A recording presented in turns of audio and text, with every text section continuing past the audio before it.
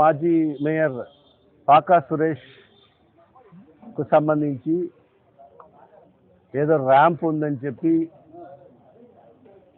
మన స్థానిక శాసనసభ్యురాలు ఏదో ప్రోగ్రాంలో విజిట్లో భాగంగా మరి ఆ ర్యాంప్ కొట్టివేయడం జరిగింది.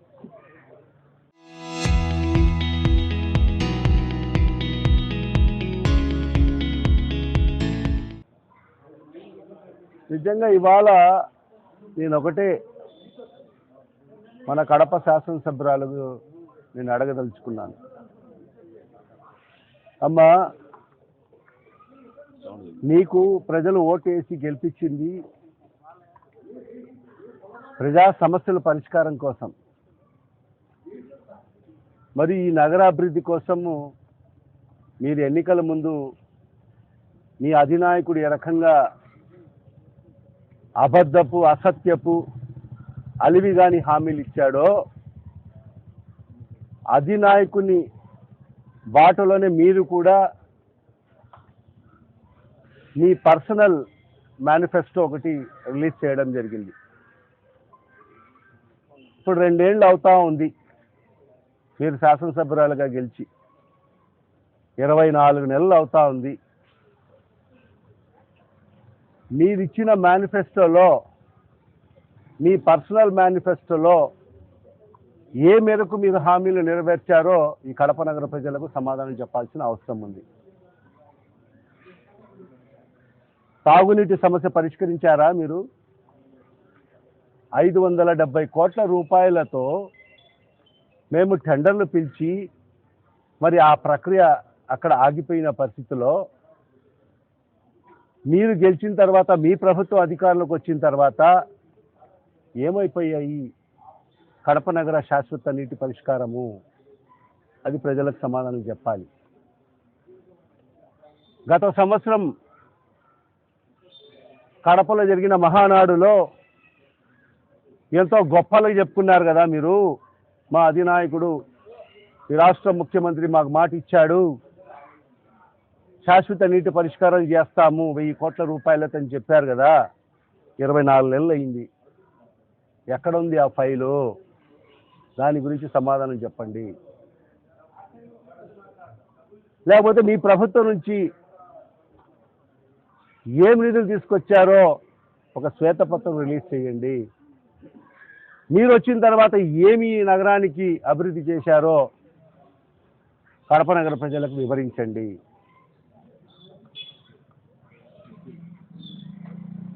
నిజంగా మీరు ఏం చేస్తున్నారంటే సొమ్ము ఒక్కరిది, సోకొకరిది. మేము తీసుకొచ్చిన నిధులు, మేము ప్రారంభించిన పనులు, మరి ఆ పనులు మీరు శిలాఫలకాలు వేసుకొని, మీరు రిబ్బన్లు కటింగ్లు చేసుకుంటూ, మీరు టెంకాయలు పగలగొట్టుకుంటూ మీరు ముందుకెళ్తున్నారు తప్ప ఈ ప్రభుత్వం నుంచి మీ ముఖ్యమంత్రి చంద్రబాబు నాయుడు గారి నుంచి ఏమి నిధులు తీసుకొచ్చారో ఈ నగర ప్రజలకు వివరించాల్సిన అవసరం ఉంది. మీరు ఈ నగర అభివృద్ధి కోసం ఎక్కడ కృషి చేయడం లేదు. మీరు చేసింది ఏంటి? ఎక్కడైతే డబ్బులు వస్తాయో ఆ పనులకు ప్రాధాన్యత ఇవ్వడం జరుగుతుంది. బుగ్గవంకకు సంబంధించి గత సంవత్సరం ఏదో మేము సుందరీకరణ చేస్తున్నామని చెప్పి కోట్ల రూపాయల డబ్బులు దుర్వినియోగం చేశారు. అంటే కేవలం మొక్కలు తీసేదాని కోసం ఒక 4 జేసీబీలు పెడితే ఒక 4 రోజుల్లో ఆ మొక్కలు, పిచ్చి మొక్కలన్నీ కూడా తీసివేయచ్చు. దాన్ని మీరు ఎన్ని కోట్ల రూపాయలు ఖర్చు పెట్టారు? ఎవరి జేబుల్లో డబ్బులు వెళ్ళాయి? 10 నుంచి 20% మీరు ఏదైతే ఎస్టిమేషన్స్ వేశారో 10 నుంచి 20%లో ఆ పనులన్నీ కూడా పూర్తి అవుతాయి. మిగతా 80% డబ్బులు ఎవరి జేబుల్లోకి వెళ్ళాయి? ఒక సంవత్సరం దాటక మునిపే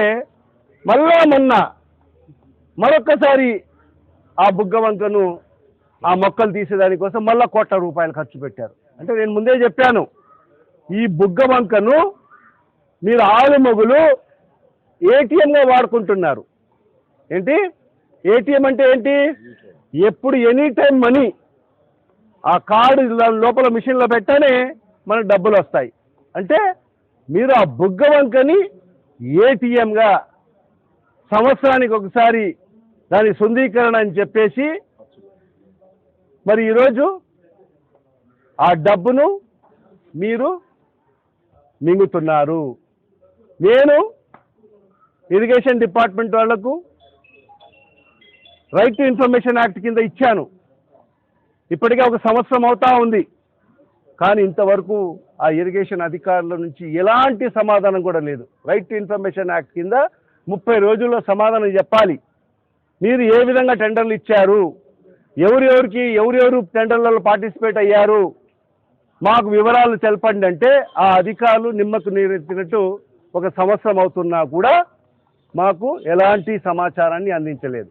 మరి ఇవాళ ఒకటే చెప్తున్నాం అధికారులకు, ఖచ్చితంగా వడ్డీతో సహా వసూలు చేస్తాం మీ కాడ. ఎవరైతే దీంట్లో భాగ్యస్వాములు అయినారో అధికారులు అయితేమి ప్రజాప్రతినిధులు అయితేమి కక్కిస్తా రేపు అధికారంలోకి వచ్చిన తర్వాత మా ప్రభుత్వం. మరి ఇవాళ ఏం చేస్తున్నారు మీరు? డివిజన్ పర్యటన అని చెప్పేసి మీరు వెళ్ళడము, అక్కడ వైఎస్ఆర్ కాంగ్రెస్ పార్టీ నాయకులు ఎవరన్నా ఉంటే మరి ఎవరో చేత కంప్లైంట్ మీరే రాయించుకోవడము. మరి అది ఎంత భూయిష్టంగా ఉందంటే ఇప్పుడు పాకా సురేష్కు సంబంధించి ఆ కంప్లైంట్ ఇచ్చింది మరి ఈరోజు తీసుకోవడం జరిగింది.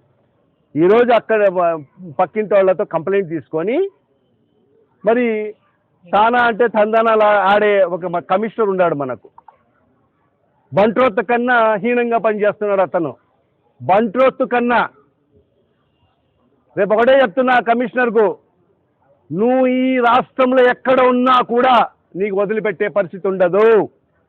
నువ్వు ఈ రాష్ట్రంలో ఎక్కడ మారుమూల ప్రాంతాల్లో ఉన్నా కూడా నిన్ను వదిలిపెట్టే పరిస్థితి ఉండదు. నువ్వు అధికారివి. నువ్వు ఎమ్మెల్యే చెప్పారని చెప్పి, వాళ్ళు చెప్పారని చెప్పి, వీళ్ళు చెప్పారని చెప్పి అందరికీ ఒక న్యాయం చూడాల్సిన అవసరం ఉంది. ఈరోజు కడప నగరం కల్లోలం చేసేదానికి ప్రధాన పాత్రధారుడివి నువ్వే. తస్మాత్ జాగ్రత్త కమిషనర్. అసిస్టెంట్ కమిషనర్ అంటే ఇన్ఛార్జ్ వాడే కదా. ఇప్పుడు ఈరోజు ఎవరితోనో కంప్లైంట్ తీసుకొని ఎప్పుడో పాత డేటు వాళ్ళు కంప్లైంట్ ఇచ్చినట్టు సీల్ వేసి మరి ఈరోజు ఆగమేఘాల మీద మొన్న అయితే మా ఎమ్మెల్సీ రామచంద్రారెడ్డి తాపల పైన కూడా ఎక్కడ ఆ వీధంతా కూడా ఎక్కడ కూడా ఏమీ చేయలేదు. కాదు ఎవరైతే వైఎస్ఆర్ కాంగ్రెస్ పార్టీ నాయకులు ఉంటారో వాళ్ళ తాపలు మాత్రమే పగలగొట్టడము. ఇది కేవలం ఒక కక్షపూరిత ఆలోచనతోనే ఇవన్నీ కూడా జరుగుతున్నాయి. అంటే ఈమెకు ప్రజా సమస్యలు పనికిరావు, ఈ నగర అభివృద్ధి పనికిరాదు, కేవలం కక్ష సాధింపులు. ఎవరైతే వైఎస్ఆర్ కాంగ్రెస్ పార్టీ నాయకులు ఉంటారో మరి కార్యకర్తలు ఉంటారో సానుభూతి పరులు ఉంటారో వాళ్ళ మీద కక్ష సాధింపులు. మరి ఈ ధోరణితో మరి ఈరోజు ముందుకు వెళ్తున్నారు. మరి ఇప్పటికే అందరికీ తెలిసిన విషయమే వాస్తవాలు. ఏ రకంగా ఇప్పటికే ప్రజలు ఛీద్రించుకుంటున్నారో అందరికీ తెలిసిన విషయమే. మరి ఈ సందర్భంగా ఒకటే నేను గౌరవ ఎమ్మెల్యే గారికి చెప్తున్నాను, మీకు ప్రజలు అధికారం ఇచ్చింది ప్రజా సమస్యల పరిష్కారం కోసం, మరి అదేవిధంగా ఈ కడప నగరాభివృద్ధి కోసం. మరి ఖచ్చితంగా మీరు మీ ముఖ్యమంత్రి గారిని అడిగి మీరు ఏదైతే మేనిఫెస్టో ఇచ్చారో ఆ మేనిఫెస్టోని పూర్తి చేయండి, శాశ్వత నీటి పరిష్కారం చేయండి. మరి ఏదో మేము తీసుకొచ్చిన నిధులతో మరి ఈరోజు శంకుస్థాపనలు చేసుకుంటూ శిలాఫలకాలు వేసుకుంటూ టెంకాయలు కొట్టుకుంటూ మరి దాన్ని ఏదో బిల్డప్లు మేమే తీసుకొచ్చామని చెప్పి జీవోలు డేట్లు మార్చి మేమే తీసుకొచ్చాము ఈ నిధులు అని చెప్పి చెప్పుకోవడం సమంజసం కాదు. ఎందుకంటే ప్రజలకు అందరికీ కూడా తెలుసు ఏ ప్రభుత్వంలో అవన్నీ కూడా శాంక్షన్ అయ్యాయో. ఇప్పుడు ఈరోజు చెప్తున్నాను మన బుగ్గ వంకకు సంబంధించి ఏం చెప్పారు మీరందరూ కూడా సాక్షులే. 6 నెలల్లో ఆ బ్రిడ్జిలు పూర్తి చేస్తానని చెప్పి మాట ఇవ్వడం జరిగింది. ఇప్పుడు ఎన్ని నెలలు అయింది? 24 నెలలు అయింది. ఎంతవరకు పనులు జరిగాయి చూడండి మీరు.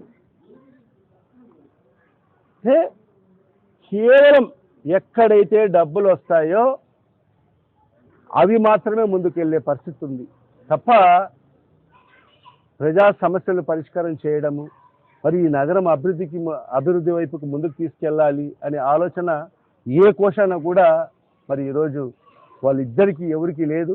ఖచ్చితంగా ప్రజలందరూ కూడా గమనిస్తున్నారు. మరి రేపు ఏదైతే స్థానిక సంస్థలకు సంబంధించిన ఎలక్షన్స్లో ఖచ్చితంగా ప్రజలు బుద్ధి చెప్పే రోజులు దగ్గరలోనే ఉన్నాయి. ఈరోజు మేము అదే చెప్తున్నాం.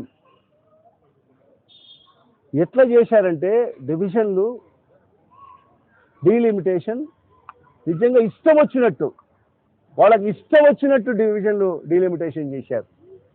అంటే ఎక్కడైనా ఒక పరిధి ఉంటే పరిధి తగ్గిస్తారా, పరిధి పెంచుతారా? ఈరోజు ఎలా అయిపోయిందంటే గతంలో పాత మున్సిపాలిటీ ఉన్నప్పుడు కౌన్సిలర్లు ఉన్నారు. మరి ఆ కౌన్సిలర్ల కన్నా హీనంగా మరి ఈరోజు మున్సిపల్ కార్పొరేషన్లో డీలిమిటేషన్ జరిగిన పరిస్థితి. అందుకే ఈరోజు కోర్టు స్టే ఇవ్వడం జరిగింది. మరి ఇవన్నీ కూడా వాళ్ళు అనుకున్నట్టుగా మరి ఆ డీలిమిటేషన్ జరగలేదు, మరి ఈరోజు స్టే వచ్చింది అని చెప్పి ఒక కక్ష సాధింపుతోనే మరి ఇవన్నీ కూడా కార్యక్రమాలు జరుగుతున్నాయి. ఖచ్చితంగా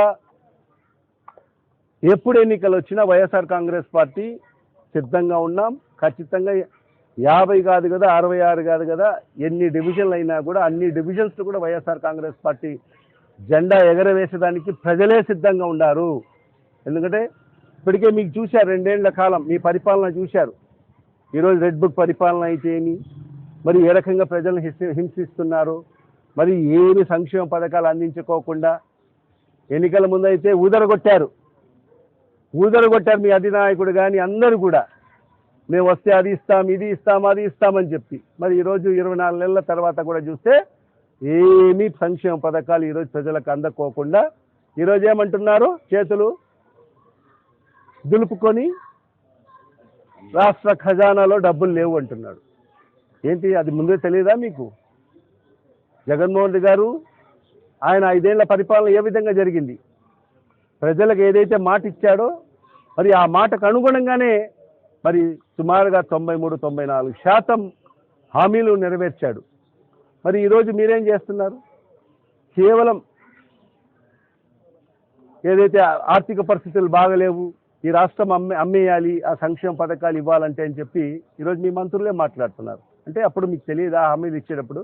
అంటే అధికారంలోకి రాకమునుపు ఏదైనా చెప్తారు, అధికారంలోకి వచ్చిన తర్వాత మళ్ళీ ప్రజల్ని మోసం చేసే వెన్నుపోటు పొడవడం, ఇదే మీ నైజం.